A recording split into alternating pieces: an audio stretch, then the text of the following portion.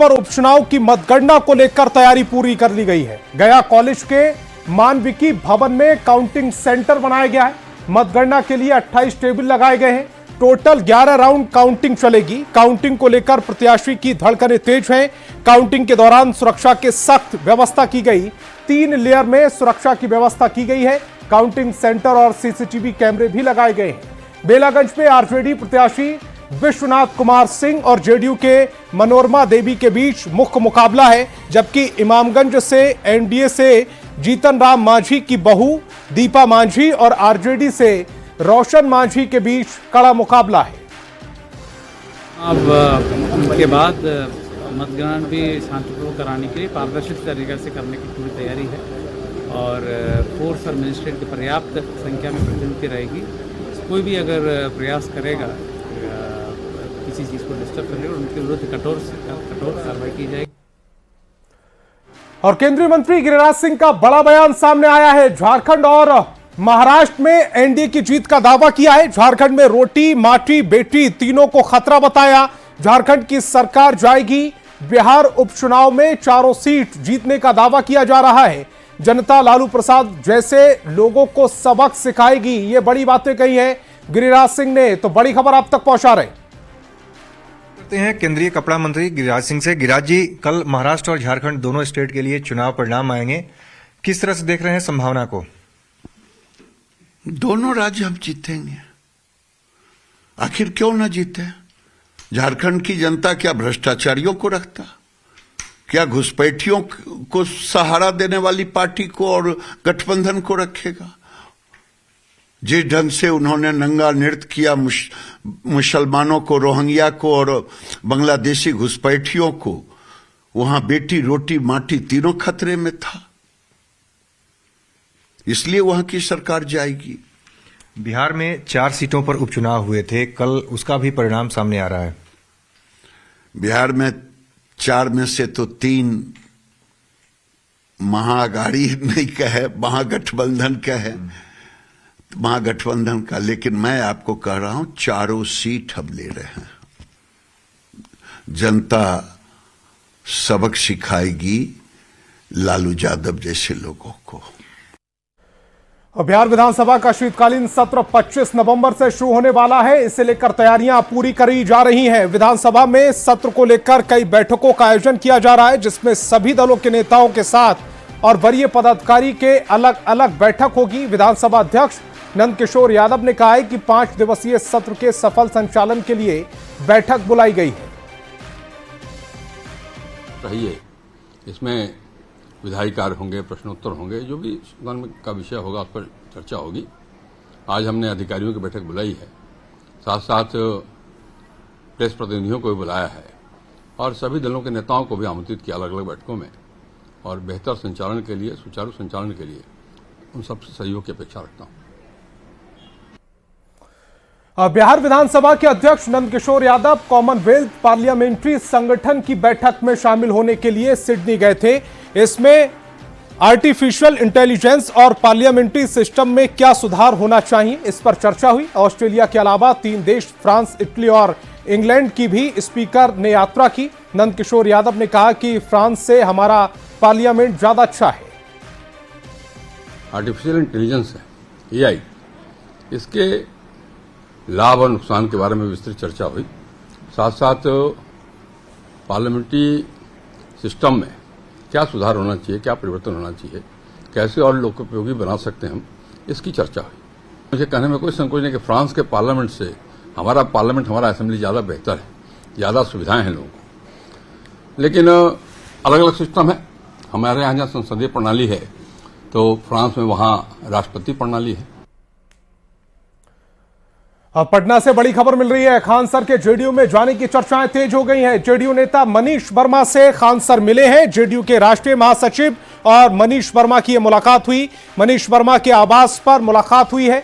शिक्षा को बेहतर बनाने को लेकर दोनों के बीच चर्चा हुई है। 22 अक्टूबर को सीएम नीतीश कुमार से भी मिले थे खान सर।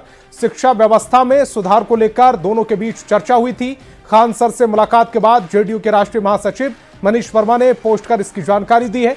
उन्होंने अपने पोस्ट में लिखा है कि आज पटना आवास पर बिहार और देश के जाने माने शिक्षक खान सर का आना हुआ।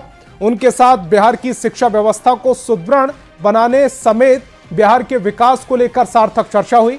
निश्चित रूप से बिहार समेत पूरे देश के छात्रों के लिए प्रतियोगी परीक्षा की तैयारी को सुलभ बनाने में उनकी भूमिका सराहनीय है।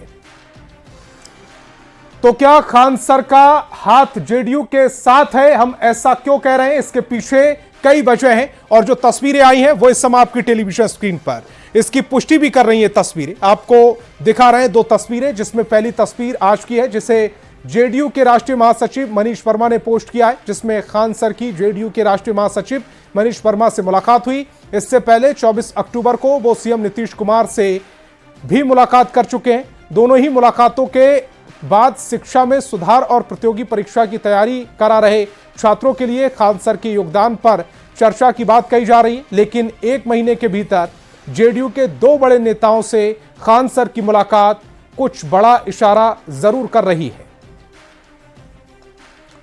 और बिहटा के बिशुनपुर में NH 30 पर सड़क दुर्घटना हुई है, जिसमें 4 बच्चों की मौत मौके पर ही हो गई। दरअसल एक ट्रक ने एक ऑटो को टक्कर मार दी। ऑटो में लगभग 12 बच्चे सवार थे, सभी स्कूल से वापस लौट रहे थे।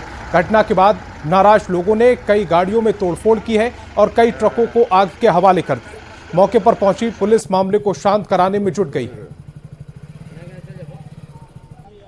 हम लोग को बताना चाहिए कम से कम कि उधर एक्सीडेंट हुआ है, सीधी रोड था, तब लोग जा रहे थे, रोका हुआ, तो हम लोग रुक गए। इसके बाद वो मारना चालू कर दिया, सुन ही नहीं रहा। हम बोले कह रहे भैया घुमा रहे हैं, फिर भी नहीं सुन रहा है, मार डंडा पीट दिया सर। और खबर भागलपुर से है, जहां भीषण सड़क हादसा हुआ है। पीरपैती अठनिया दियारा में आगजनी की घटना में एक ही परिवार के 3 लोगों को जिंदा जल गए, जिसमें एक महिला और 2 बच्चे शामिल हैं। बताया जा रहा है कि एक घर में आग लगने के बाद कई घरों में आग फैल गई। लोगों को घर से बाहर निकलने का मौका तक नहीं दिया गया। आग में गौतम यादव की पत्नी, बेटी और बेटे की मौत हो गई है। वहीं गौतम यादव गंभीर रूप से घायल हो गए, जिनका अस्पताल में इलाज कराया जा रहा है। बत्ती घर में जलाया गया था और उसमें 4 सदस्य सोए हुए थे। मोमबत्ती के कारण किसी कारणवश फूस का घर था, उसमें जो मोमबत्ती गिरने से आग लगे और जगह पर ही 3 लोगों की मृत्यु हो गई आग लगने से, और एक आदमी को किसी तरह से हम लोग बचाए, जब हल्ला गुल्ला परिजन लोग ही किए। और 1 दिसंबर से बिहार में सरकारी स्कूल नई टाइम टेबल के साथ संचालित होंगे। यानी अब स्कूल सुबह 9:30 बजे खुलेंगे और शाम 4 बजे स्कूलों की छुट्टी हो जाएगी। नई समय सारणी जारी होने के बाद शिक्षकों को कितनी राहत मिली है, ये जानने न्यूज़ 18 की टीम अमला टोला मध्य विद्यालय पहुंची। शिक्षकों ने शिक्षा विभाग के फैसले का स्वागत किया और पहले की तुलना में काफी राहत मिलने की उम्मीद जताई। शिक्षकों ने ACS से मांग की है कि CBSE स्कूल की तरह स्कूल सुबह 8 बजे से 2 बजे तक संचालित हो, या फिर पहले की तरह सुबह 10 बजे से 4 बजे तक संचालित हो।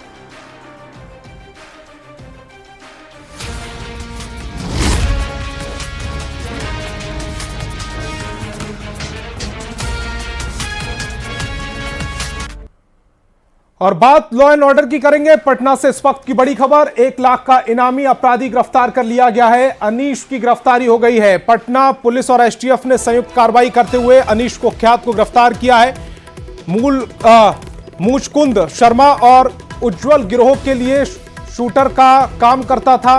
20 से ज्यादा केस उस पर दर्ज हैं। देवघर कोर्ट में उसकी पेशी के दौरान अपराधी अमित सिंह हत्याकांड में भी वो शामिल रहा है। तो पटना से इस वक्त की बड़ी खबर आप तक पहुंचा रहे हैं और ये खाकी के लिए बहुत बड़ी कामयाबी मानी जा रही है, क्योंकि 1 लाख का इनामी अपराधी को गिरफ्तार कर लिया गया है। अनीश उसका नाम है।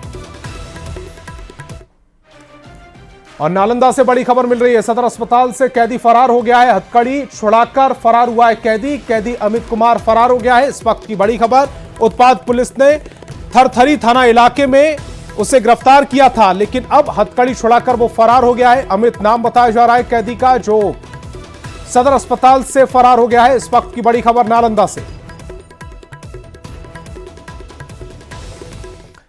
खबर सहरसा से, जहां चोरी की बाइक के लिए पैसा नहीं देने पर अपराधियों ने गोली सिंह को गोली मार दी और जख्मी कर दिया। पीड़ित की माने तो 29 अक्टूबर को उसकी बाइक DB रोड से चोरी हो गई थी। बाद में इसकी खोजबीन में एक युवक अजमेर पर चोरी करने का खुलासा हुआ। इस मामले में बात किए जाने पर अजमेर ने बाइक देने के एवज में पहले 30,000 और फिर 20,000 रुपए की डिमांड की और नहीं देने पर उसे गोली मार दी। पुलिस के मुताबिक आपसी रंजिश में गोली मारी गई है। पूरे मामले की जांच में पुलिस जुटी हुई है। और मोतिहारी पुलिस को नशीले पदार्थ की तस्करी के खिलाफ बड़ी सफलता मिली है। पुलिस ने मेहसी इलाके से 8 क्विंटल गांजा जब्त किया है, जिसकी कीमत 1 करोड़ रुपए बताई जा रही है। गांजे के साथ 3 नेपाली तस्कर को तेल के कंटेनर के साथ पकड़ा है। एसपी ने बताया कि मादक पदार्थ की तस्करी करने वालों के खिलाफ पुलिस ऑपरेशन चला रही है और इसी कड़ी में 1 करोड़ के गांजे के साथ 3 तस्करों को गिरफ्तार किया गया। गांजे की डिलीवरी कहां की जाती थी, पुलिस इसकी जानकारी जुटा रही है। नेपाल से आ रहे करीब 8 क्विंटल नेपाली गांजा को बरामद किया है, जिसकी कीमत करीब 1 करोड़ रुपए बताई जा रही है और 2 नेपाली तस्करों को भी गिरफ्तार किया गया है। और जो ये दोनों तस्कर जो है नेपाल के धादिंग जिले के रहने वाले हैं और जो नेपाली टैंकर जिसमें ये सारा गांजा छुपा कर लाया जा रहा था उसको भी जब्त किया गया है। और इसमें एक SIT की टीम गठित की गई है जो फॉरवर्ड बैकवर्ड लिंकेज स्थापित करते हुए अग्रतर कार्रवाई कर रही है।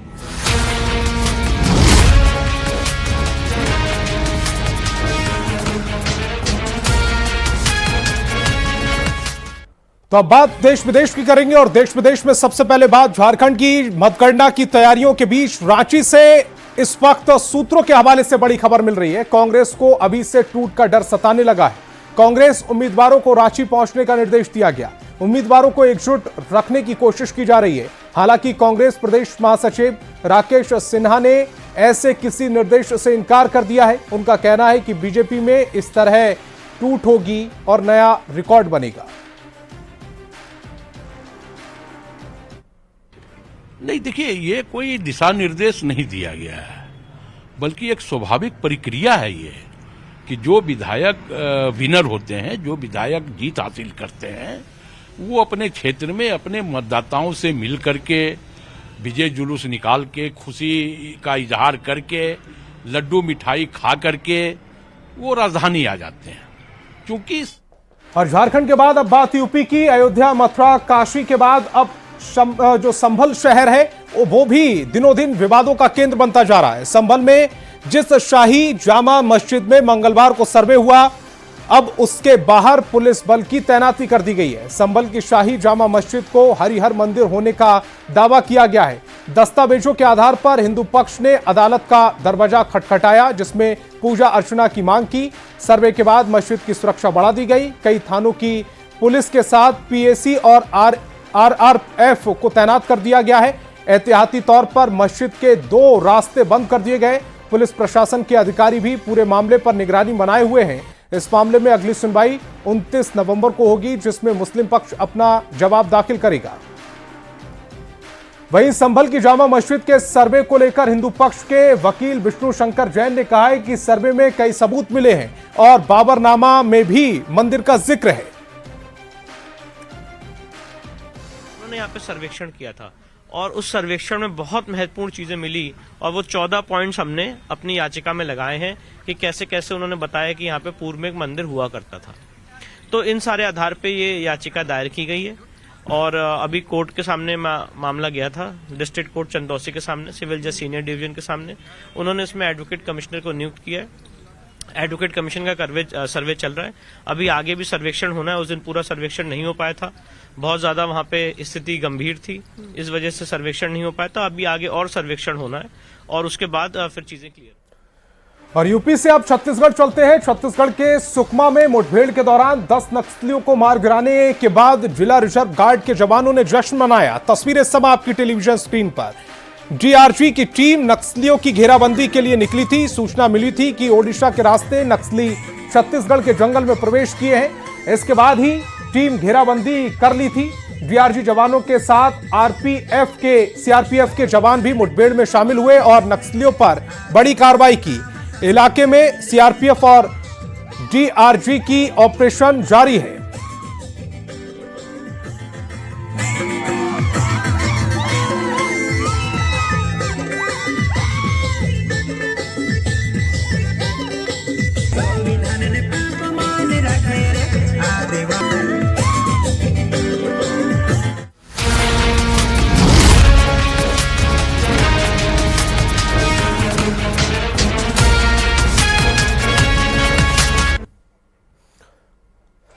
और अब बात भारत ऑस्ट्रेलिया टेस्ट मैच की करेंगे। पर्थ टेस्ट में भारत की खराब शुरुआत के बाद टीम ने वापसी कर ली है। पहले दिन भारतीय टीम पहली पारी में 150 रनों पर सिमट गई थी, लेकिन भारतीय टीम ने शानदार गेंदबाजी करते हुए ऑस्ट्रेलिया के 7 विकेट गिरा दिए। दिन का खेल खत्म होने तक ऑस्ट्रेलिया 67 रन ही बना सकी है।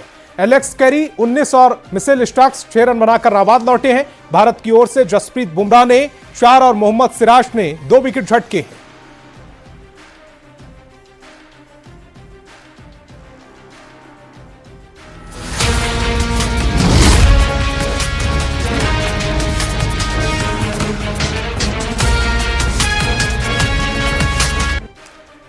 और अब बात कारोबार की करेंगे। शेयर बाजार में आज सेंसेक्स 1961 अंक की तेजी के साथ 79,117 के स्तर पर बंद हुआ है। निफ्टी में भी 557 की तेजी आई है। ये 23,907 के स्तर पर बंद हुआ है। सेंसेक्स के 30 शेयरों में से 29 में तेजी और 1 में गिरावट रही।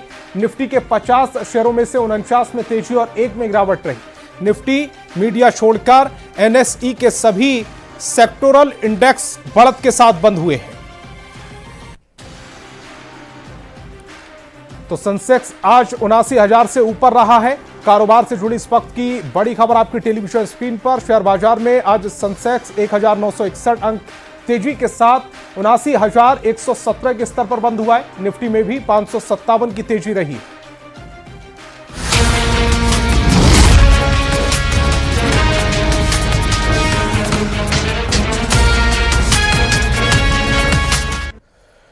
और अब बात मनोरंजन जगत की करेंगे। हिंदू शिव भवानी सेना ने सीएम नीतीश कुमार को पत्र लिखकर फिल्म साबरमती एक्सप्रेस को बिहार में टैक्स फ्री करने की मांग की है।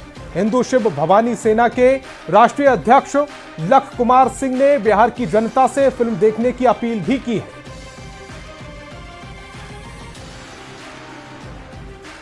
साबरमती रिपोर्ट फिल्म को हिंदू शिव भवानी सेना मुख्यमंत्री जी से एक आग्रह पत्र के माध्यम से यह मांग करती है कि बिहार में भी अन्य राज्यों की तरह द साबरमती रिपोर्ट फिल्म को टैक्स फ्री किया जाए, जिससे निम्न से निम्न वर्ग के लोग इस फिल्म को देख सके और अपने बच्चों को दिखाकर सच्चाई से अवगत करा सके। तो 6